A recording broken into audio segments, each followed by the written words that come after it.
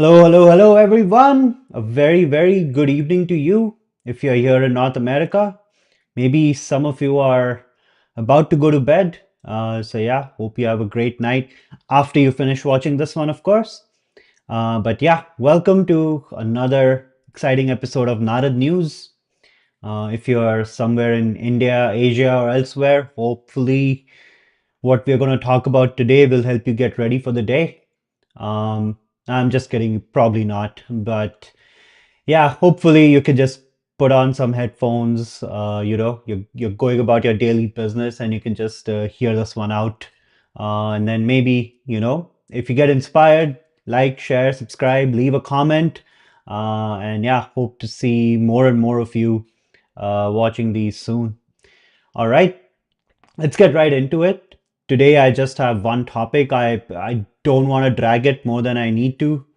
Um, I saw this one article on Vancouver Sun, and that's what kind of inspired the thumbnail if you saw it, right? Make economics first again. And the reason I'm saying that is this is before anyone thinks I'm purely speaking from a Canadian context here. Entirely Canadian context. And even in that, let's I'm thinking BC, British Columbia, because for a long time, for about I would say at this point, about 10, 11 years in Canada, we have been seeing, if you kind of, I guess you could maybe put 2025 away, but I would say from about 2015 to about 2024, so for a period of 9 to 10 years, we have had policy making which has been primarily driven by ideology and not economics. The problem with that is money doesn't grow on trees. At least the last time I checked. And if there is literally a fast growing money plant out there, please let me know because I really could use it. No one watches these videos anyways. Um, so yeah, some side income wouldn't hurt. So I'm more than happy to get a money plant that grows real money. And if not, please let's work with the assumption that money doesn't grow on trees. If the government of a country is not literally indulging in, you know, if it's not a family-run business, then the way that an economy runs is people produce on which they pay taxes. That adds to the, or well, that counts as revenue for the federal government. And then whatever they produce and whatever value they get out of it by selling it to people, they produce, well, put together, they produce the GDP of a country. And when we see that GDP number grow up, we typically think that's a good thing. The key ingredient, or one of the key ingredients to making this rinse and repeat cycle happen year over year over year, is to make policies which actually encourage that kind of activity. Otherwise, everyone, or I guess most people living in at least the most, uh, uh, okay, let's just say most people in the world want to be law-abiding citizens, right? Most people. They want to follow the rules, they want to make an honest dollar or whatever their local currency is, and go to sleep, watch some TV, spend some time with family, and go to sleep. If they are in their youth, okay, they'll want to go party, they'll spend more money, whatever, right? But at the end of the day, most people in the world want to be law abiding citizens. They want to make money the right way. And they hope that the policies that will be applicable to them, the laws that they will have to follow, will actually help them do that. And for the past 10 years, again, leaving 2025 out of this for the most part, um, Canada's policy making was not prioritizing economics. And even on this channel, we have made enough episodes going over cost of living has increased, taxes are ridiculous, a same piddly economical car costs 43% more in Canada. It costs only 20% more in the US. And, please go check out that video. It's literally titled "Buying a Car in Canada" or something along those lines. You will see me in the thumbnail trying to buy a car, and then it's like $60,000 for a used car. That's actually not that unheard of these days. Maybe not for a regular car, but anyways, you wanted anything fancy, it could easily run you 50K. So even used cars, that is. So in that context, let me pull up what I saw on Vancouver News, Vancouver Sun. And again, this is very local to BC. Today's topic is very British Columbia focused. So if you don't sort of live in this region, if you don't live in Canada, maybe not the most relatable, but again, it'll also make sense that, but it'll still be partially relevant if you're seeing such policies being enacted in wherever you're watching this from, where you're seeing that okay, there is no there is no connect with sensible economics being factored into policy, right? So without wasting any more time, I'm gonna pull this one up. Let's go here, right? Okay, there we go. BC mining boom leaving struggling prospectors behind. So first, let's understand what the word prospectors means. So before you even have a mine in a place where you can, when you're digging stuff out, you have to actually know or have a reasonable understanding that there is actually something down there, right? And the people who figure that out are prospectors.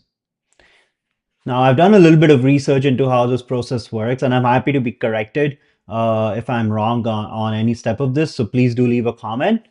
But what I've understood so far is you have someone, a small company or a group of geologists who are interested in looking at a particular area in the province, and they are thinking, okay, some preliminary data shows, non-invasive data shows that there might be some gold, silver, whatever, platinum, titanium, whatever exists in Canada, right? Bunch of stuff. I'll show some of that data as well. But there is something worth digging out over here. Now, before they could apply to the ministry, BC government, that is, and they would get a permit, they would do their thing, and they finally, would give a verdict. Is there mines or not? Is there anything worth mining or not? And eventually, if there is something worth mining, then a company would be given then companies would come and dig it out. Now, what's happened is, because to understand why something like this happens, I want to draw everyone's attention to what the province of BC actually looks like. Let me do this. Let me pull this out. Okay, let's not do it this way. I will do this.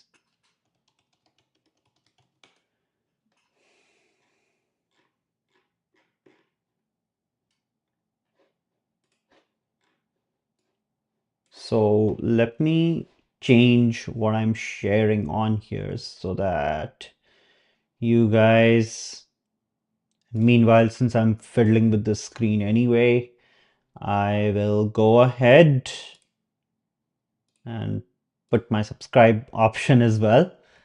Please do that. But let me quickly get to my screen share bit and let me show you this, right?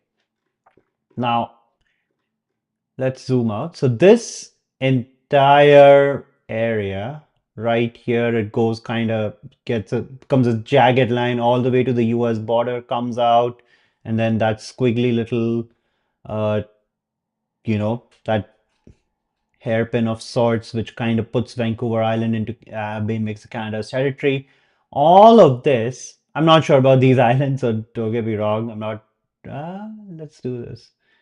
These are probably a Haida Gwaii, that is still BC. So all of this, except this piece over here, which is a part of Alaska, that is British Columbia, right?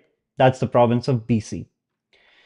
Now, please understand, let's put it like this, up to about West Vancouver, that area you see there. And let's take about Abbotsford, maybe Chilliwack, something like that.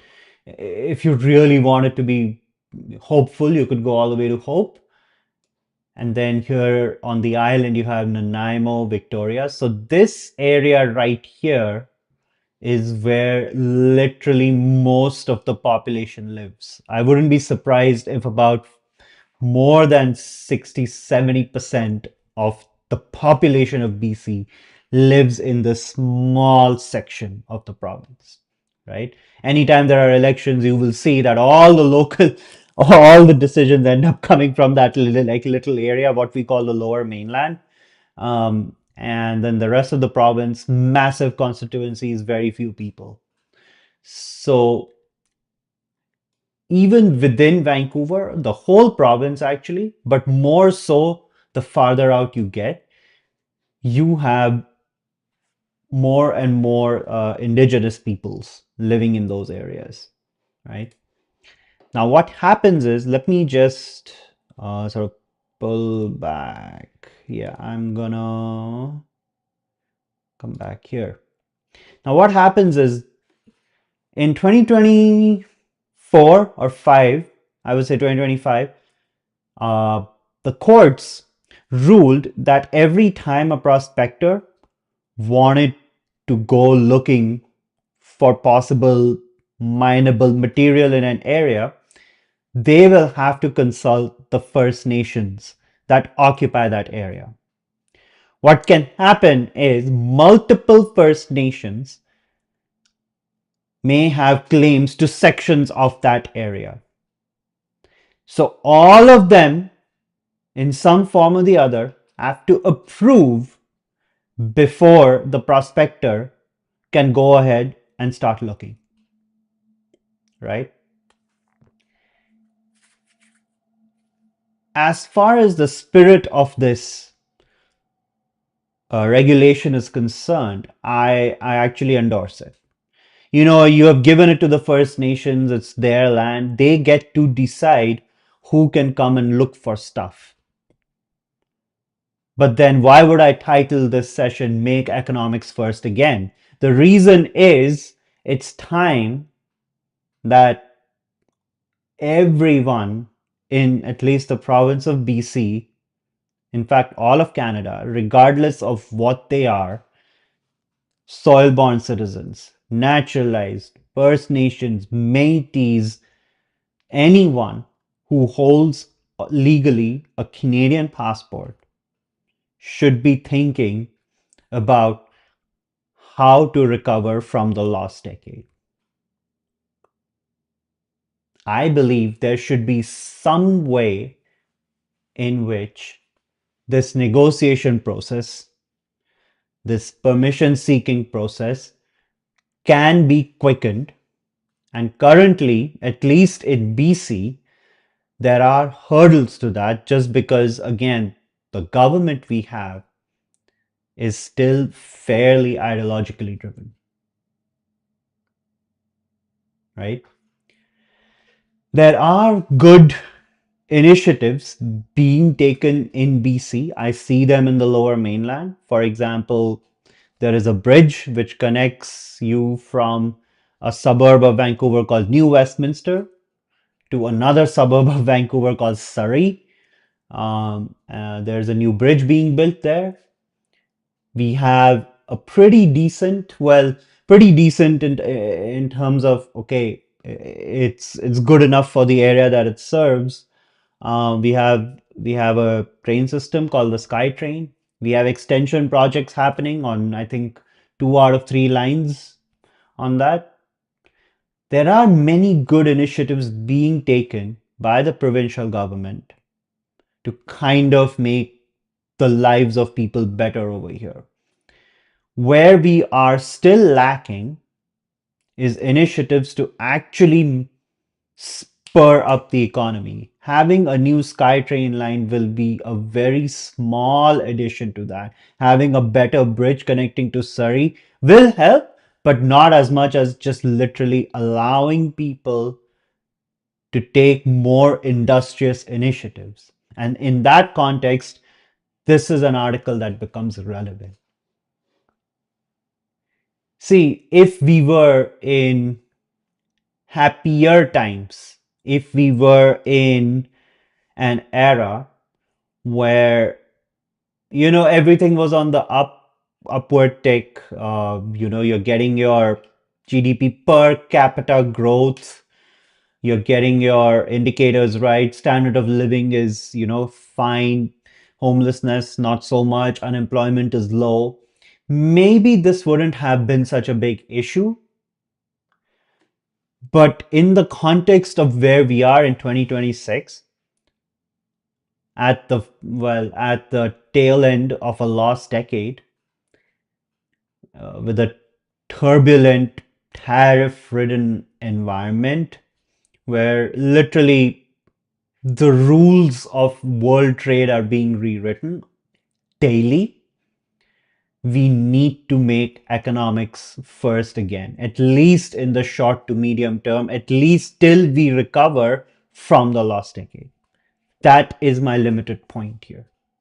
I'm not saying that let's let in all the crony capitalism. Let's dig up everything, chop down all the forests, sell everything, and let the rich get richer and the poor get poorer, all in the name of boosting GDP. No, I'm not advocating for that. All I'm simply saying is everyone in Canada needs to, regardless of what they do, they are in the government, they're not in the government. And again, all those categories I just mentioned, we need to come together on one page when it comes to making economics first again. Right? Now, let's just go over this article. What the head of BC's biggest mineral exploration organization warns that prospectors face struggle in the middle of a mining resurgence. So there is a mining resurgence. So as I said, many good things are happening.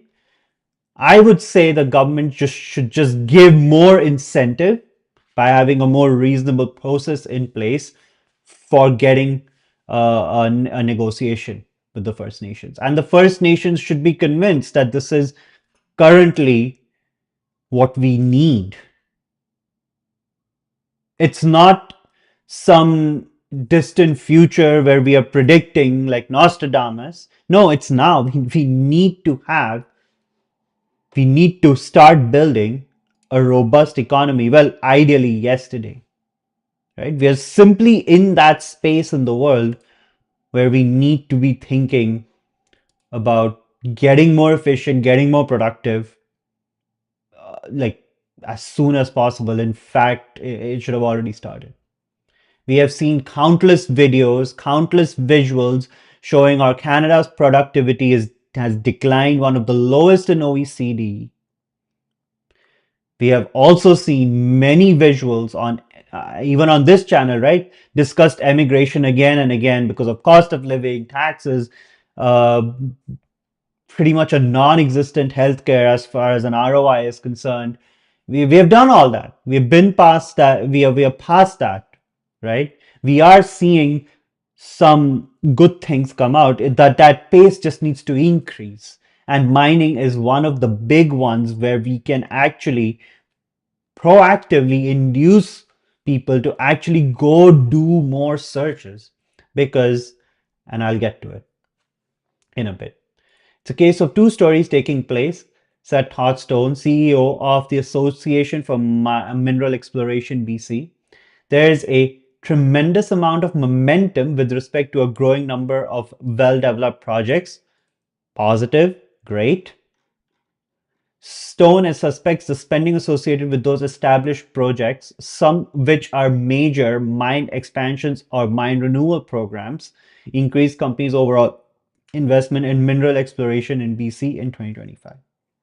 At the same time, he says, we have a lot of members of the prospector community and juniors that are really struggling. As we go on, you will see that the reason that let's do that. The association is projecting attendance to eclipse last year's event. So they do an event every year of all the BC's AME BC's annual convention called Roundup. Stone expects 7,000 to 7,500 delegates to convene for his industry's biggest technical conference of the year.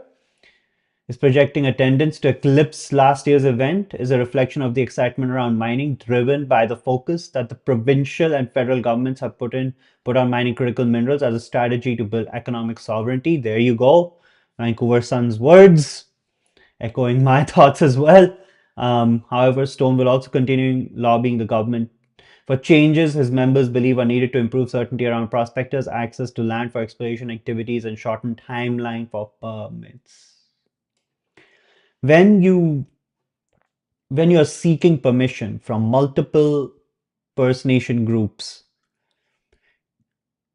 it can, well, from what I've learned, it can take a month or two, depending on how things go out, right? Sometimes the First Nation will be able to respond quickly, sometimes not so quickly. Sometimes there will be the organization structure of the First Nations is very complex, to say the least, right?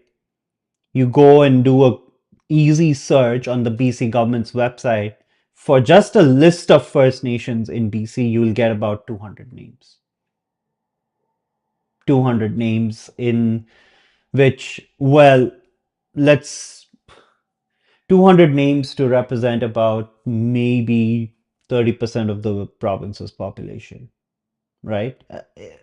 Again, I'm not trying to say that, okay, that should, the First Nations have a right to their land.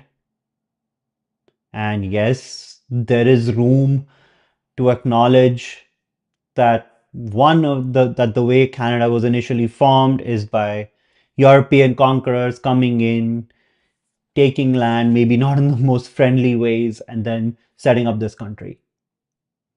But the fact of the matter is, or another fact of the matter is, that the country that those settlers set up, which we call Canada today, also has given hope of path forward to not just Europeans. I am an example of one of those non-Europeans who came from a different country looking for an economic opportunity, was not able to find my way in my first choice. Then I ended up looking here. I came here and Canada gave me all the success, all the dreams I was looking to fulfill. So, there are, I think 1 in 3 Canadians right now was not born here, right? So at about 40 million, if you're looking at a third of that population, you're looking at about 15 million Canadians were not born here. In some form or the other, they were naturalized to be a part of this country. Let's look at some other data on why mining itself is one of the engines of Canada. All of these stats are available, but it is important to understand this in the context of the Canadian story. You hear every day, Canada is mining, Canada has a lot of potential, we're not using it, bureaucracy, blah, blah, blah. But let's see what Canada can offer to the world if we just make economics first again, especially for the next 2 decades.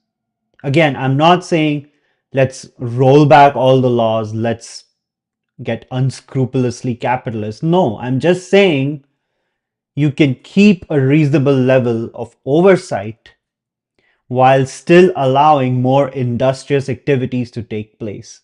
Again, to build economic sovereignty. I like to use the word diversification. Fine. This outlet has one way of saying it. Um, I just like to think, okay, the more diversified your economy is, the more bets you can hedge. Let me share this other window that I have. Okay, so we have heard a lot about what Canada has in terms of mining availabilities, right? Let's take a look at it. You do a quick search on Google to find out top mining countries in the world 2024, and you will see, ah, I don't like this one. Australia at the top, Chile, China, Russia, Canada. Top five. Canada is a global mining powerhouse. Let me zoom in a bit for everyone to see. Okay. Oh, crap. I hate this.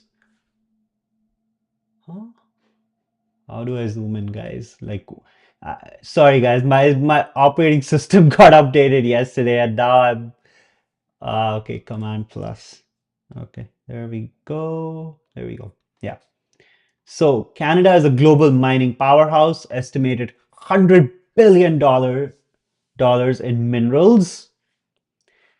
$100 billion. That is, again, I like to put things, numbers in perspective always. So if GDP of Canada is about 2.2 or $2.25 trillion, so how much percent is 100 billion USD of 2.25 trillion USD? Okay, let's do a quick calculation.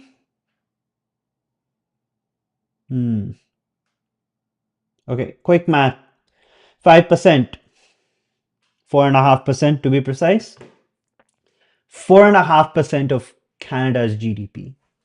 Produced in 2022, spanning over 60 minerals and metals, ranks among the top 5 worldwide producers of potash, uranium, cobalt, aluminum, tungsten, platinum group metals, salt, titanium concentrate, and diamonds.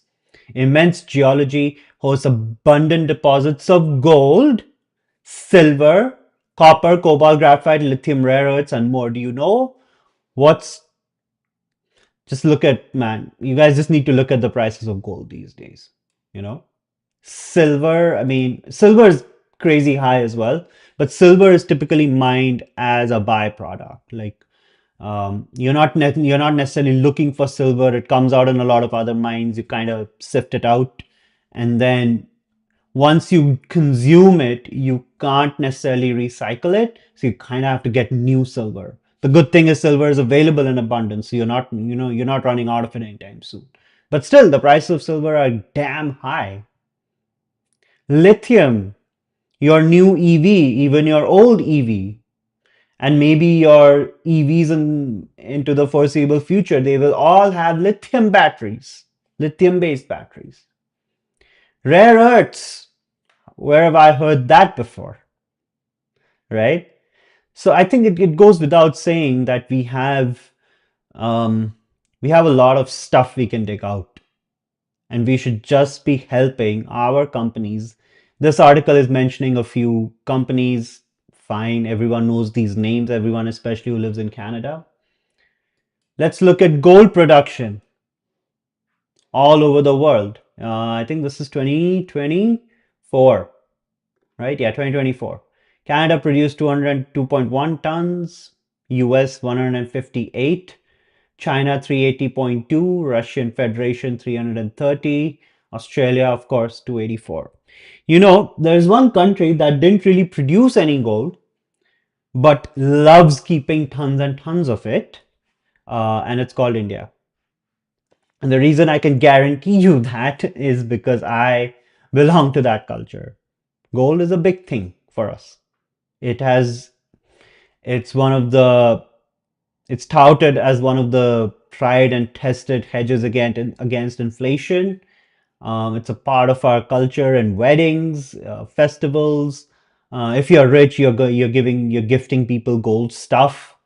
Um, so it's a big part of our culture, and you will see that currently the government of India is actually buying a lot of gold, silver, you know, trying to trying to diversify their exchange reserves essentially, right? Because of the climate we are in. Today's talk is not about the political climate. Today's talk is focused on why Canada's mining should be encouraged even more, right? So again, I'll show you a table, right? So unmined gold reserves by country 2025. Russia, Australia, South Africa, Indonesia, Canada, whichever way you look at it, Canada ranks in the top five when it comes to, well, mineability, right? So if I have not said this enough already, let's make economics first again. This is crucial for Canada to recover from the last decade and then to add success, add prosperity, re-raise our standards of living so that, Canada regains its quote unquote glory. I'm not saying it's gone. I'm not saying, I'm not